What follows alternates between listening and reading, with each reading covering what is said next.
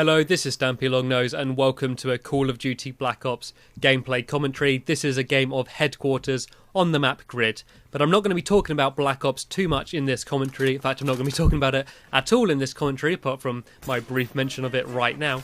I'm going to be instead talking about Modern Warfare 3, and in particular the Killstreaks and perks that are going to be in that game. We know they're going to be making a few changes in terms of how the Killstreaks are going to work.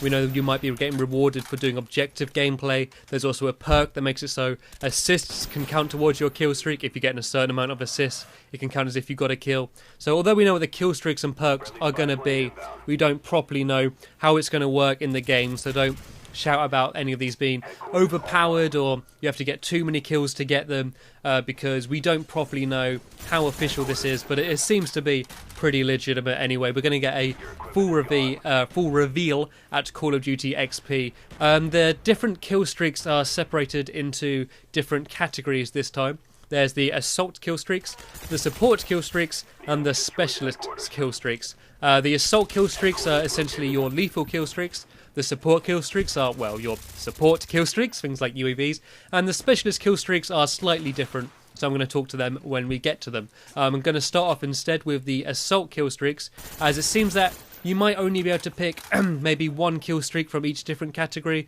so whereas you could have the Harrier and the Pavlo and the Chopper Gunner in Modern Warfare 2, it looks like you might only be able to have one lethal kill streak or maybe two, and then a support kill streak as well. I don't know if that's definitely how it's going to be, but I think there's a good chance that might be how it works, a way to balance it so you don't just get a ridiculous amount of kills if you manage to get a 15 kill streak. So the first assault kill streak is gotten at 4 kills, and that is the care package. We've seen the care package in Call of Duty Modern Warfare 2 and Black Ops. It's quite a controversial kill streak. A lot of hardcore players don't like it, basically because it adds randomness to gameplay.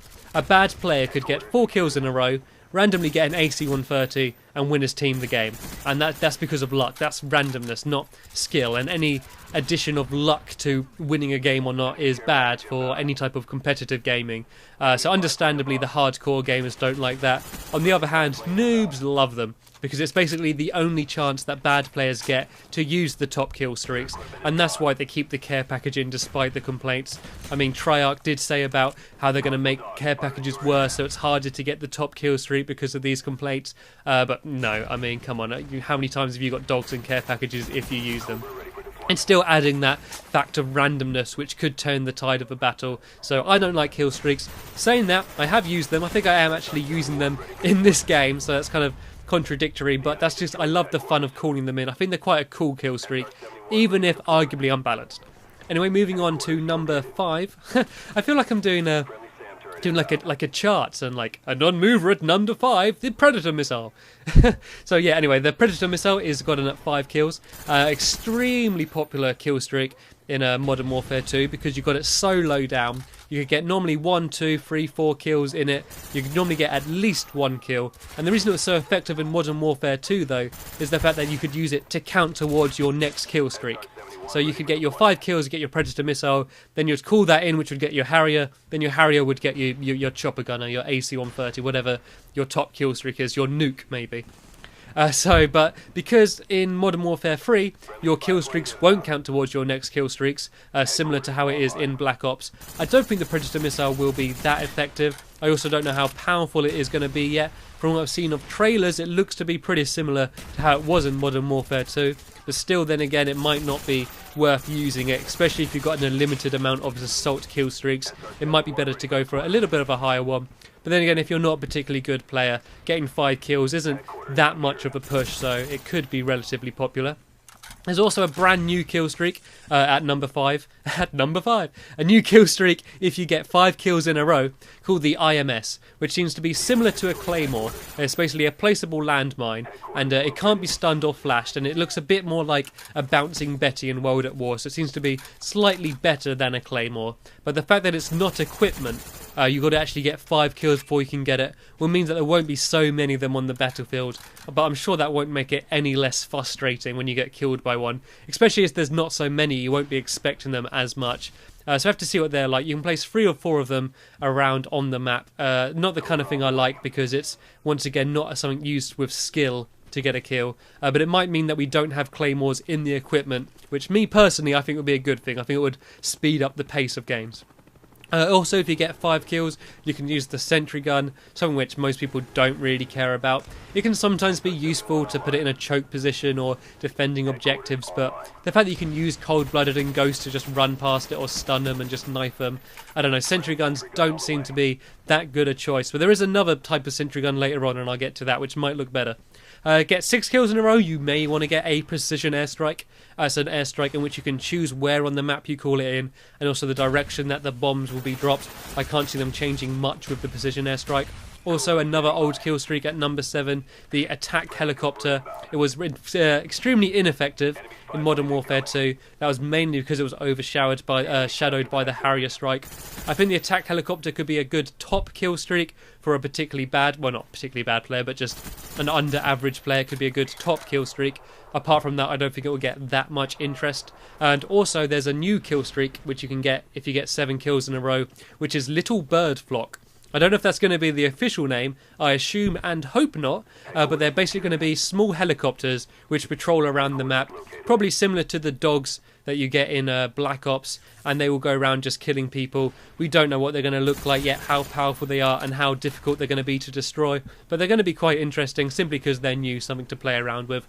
And at 9 kills, something slightly similar but a bit of a step up, is the Little Bird Guard, which will be 1 helicopter, slightly bigger, and it will fly around above you and protect you. So that would be good if you keep getting killed. You can have it flying above you to protect you. It will also be a good distraction from other players. So that'd be another interesting thing to play around with.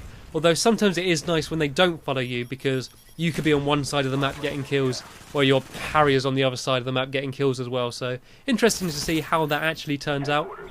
Another kill streak, which is kind of new, it's new to Modern Warfare anyway, which is the Mortar Team. It won't be like the Mortar Team in Black Ops, it seems to be a lot better. It will basically be 5 Predator missiles that will all be dropped at the exact same time at different areas of the map, which sounds totally devastating depending on how powerful the Predator missile will actually be. Get 10 kills in a row, you get the Talcon, which is a mini tank robot, which I'm assuming will be controllable by the player, similar to the not the AC-130, the RCXD, which will be pretty good. Also, it's a 10 kill streak, so it's got to be pretty powerful for them to put it that high. And I like kill streaks that you can go around, you can actually control them directly. It makes it feel like you're getting the kills more than you're pressing a button and just waiting for kills to happen. Another controllable kill streak at number 12. Get 12 kills in a row and you'll get the AC-130, the beloved kill streak from Modern Warfare 2. I'm glad they brought that back instead of the Chopper Gunner, because the Chopper Gunner, while being the most effective, is a bit boring and didn't take as much skill as the AC-130. But you can also get a Pavlo instead at 12 kills. I don't know if that will be AI controlled or you can control it yourself. It could possibly be like in Black Ops, the helicopter, the gunner, chopper gunner, whatever it's called in this game, where you actually control it directly and fly around the map. I think that would be quite fun. But the really interesting, for me anyway, interesting kill streak in the assault class is the Juggernaut suit, which will be got at 15 kills. And don't get confused between the Juggernaut suit and the Juggernaut perk. The Juggernaut suit is that big old suit that you played with in Modern Warfare 2, in Spec Ops, and yeah, just in Spec Ops, and we've seen it in the trailers in Modern Warfare 3, and it basically means that you can suck up all the bullets, which I think will be good because you still got to get the kills yourself. It's not going to make a bad player invincible, but it can make a good player a hell of a lot better. I think we're going to see a lot of montages with people running around in Juggernaut suits, totally destroying teams, so I'm going to look forward to playing around with that. Going to move on to support kill streaks. If you get 4 kills in a row, you get the UAV. Nothing new to say about that. 5 kills, the counter UAV. If you've got a UAV, you've got to have a counter. At 5 kills, you get something which is new, which is the ballistic duffel. And this is a controversial one. Although there won't be a Juggernaut perk in the game normally, if you get 5 kills in a row, you can drop a Juggernaut perk for your entire team. And that's not the Juggernaut suit, but just the actual perk Juggernaut, which means that everyone will instantly get it in addition to the perks they already got.